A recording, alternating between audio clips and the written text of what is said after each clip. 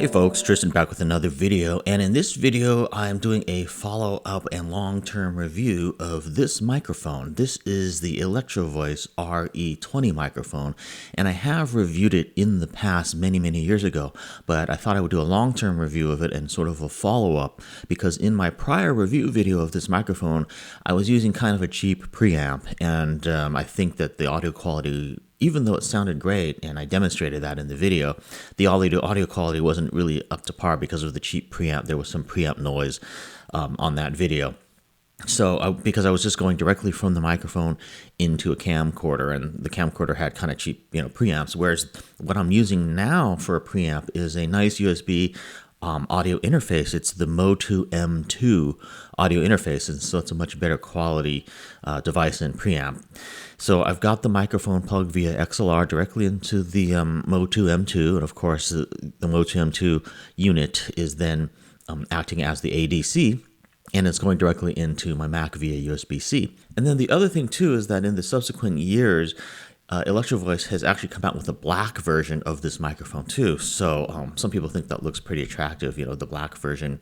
It just depends on what you like. A lot of people don't like this sort of gray version, but I think the gray version is really cool. It kind of reminds me of something that comes out of a military battleship or something like that. I think the gray one is really cool, and this is kind of the original color. But, the black is there and available to you if you prefer the black one.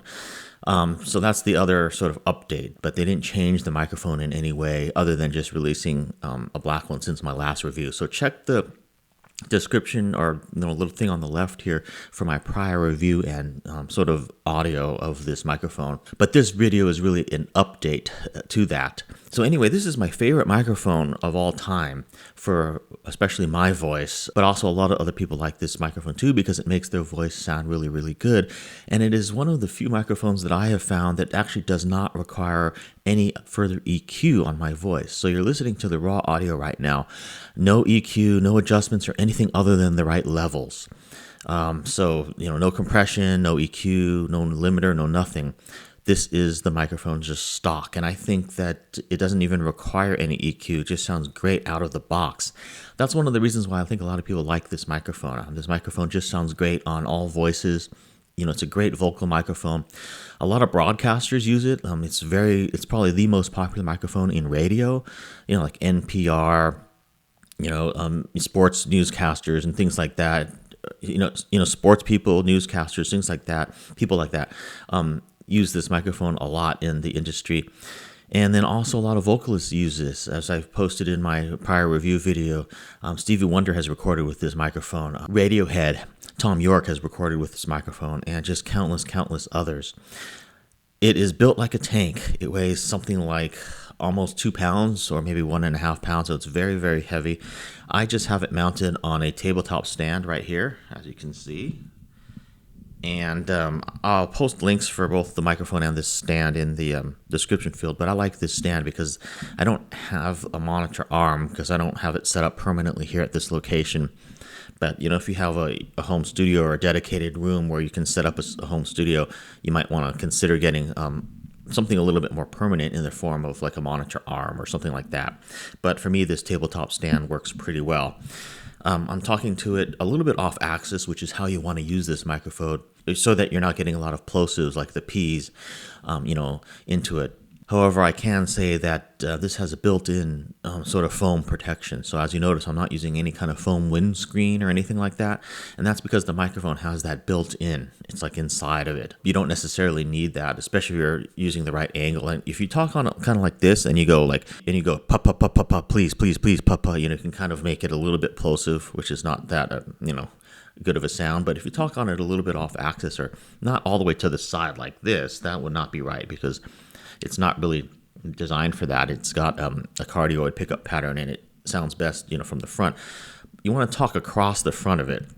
So kind of like that, kind of like as at an angle, like I have it here. And then it sounds really the best. Now there are lots of other review videos on YouTube that talk about the specs of this, like the frequency response and the impedance and all that stuff. So I don't necessarily need to go into that. But I did want to talk a little bit about one of the built-in features, and then it has a bass roll-off switch. I don't know if you can see that here in the camera. There we go. There's the bass roll-off switch right there. So right now it's on the flat frequency response, and that gives me the sort of response that I like for my voice. It tends to be a little bit bassy and mid-rangey in sound with a little bit of a cutoff in the mids, which I like. On other microphones, I tend to EQ them that way anyway. And then the highs are also a little bit accentuated, but not too accentuated. So it gives it a nice sort of woolly sound to my voice, sort of a bit of a bassy sound, a bit of an announcer sound, but kind of I don't know how to explain it other than saying that it's kind of woolly.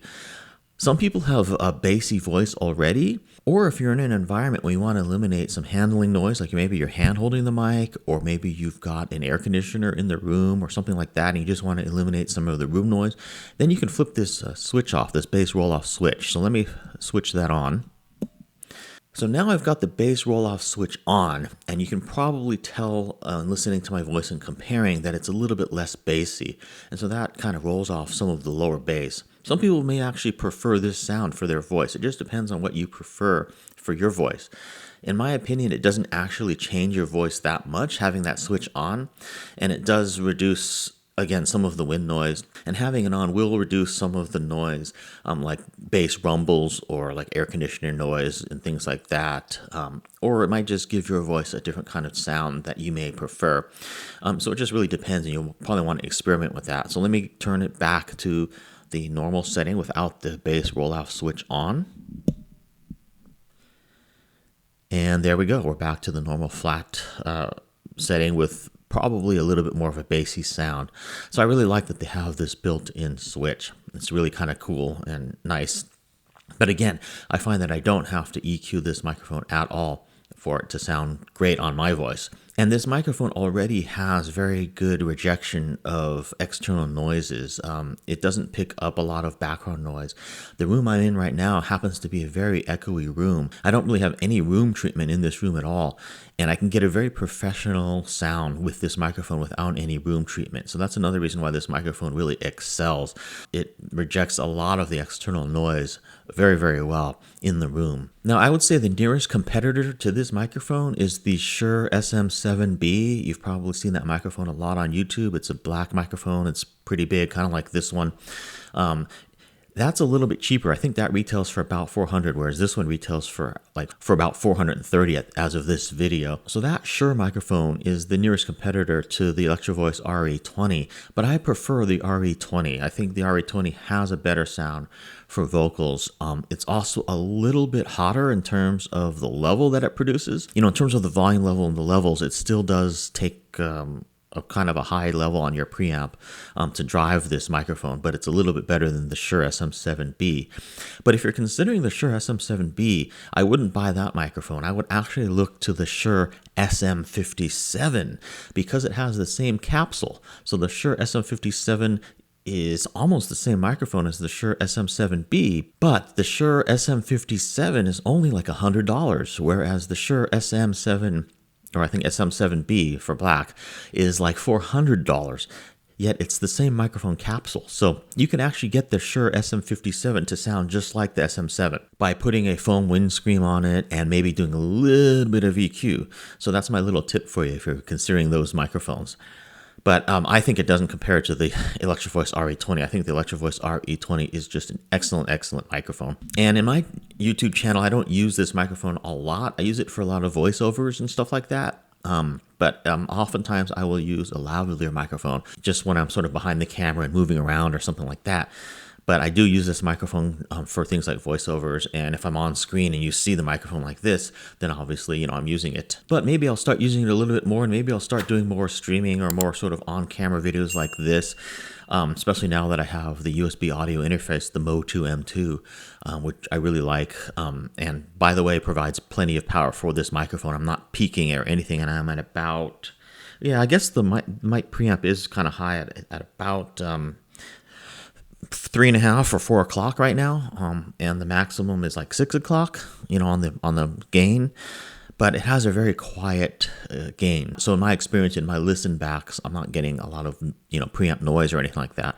But I could add something like a cloud lifter to this microphone, and then provide a little bit more gain to it if I want to, and maybe that will be something that I add in the future, but I don't think I actually really need it with this microphone. Also because of the fact that this microphone is already such low noise as it is. The Electro Voice microphones are also made in the USA, so that's another big plus. They're a USA-based company, and they make just really, really good products. Pretty much all of their microphones are really good. They have some other microphones too, like the RE20, which I believe is a cheaper microphone than this one, a little bit lower price. Then they also have a more expensive one, which I can't remember the model number right now, but has a little bit of a brighter sound signature. But I think the RE20 is kind of like the one to get. It just has a perfect sound signature, especially for vocals. Now you can use this microphone on other things too. Like I've heard of people using it for like bass drums and instruments and stuff like that too. So it is kind of a well-rounded microphone in that respect, but keep in mind it's not a very bright sound signature. It does give it a kind of a woolly, sort of papery, textury sound signature, which is really great for vocals. I just love this microphone. So check the description field for my affiliate links for this microphone, and also the products I've mentioned in this video, and let me know what you think of the sound of this microphone. How do you like it? Maybe if you have kind of like a professional microphone like this, what is your microphone of choice if you do like YouTube videos or podcasts or things like that. So again, to wrap it up here, this has been my long-term review of the Electro Voice RE20 microphone. Really a great microphone and well worth the money. Questions, comments, or feedback, please feel free to leave them in the comments field where I will be hanging out. And if you thought this video was cool, give it a thumbs up. If you thought it totally sucked, give it a thumbs down. And make sure to subscribe for more videos like this in the future. See you in my next video.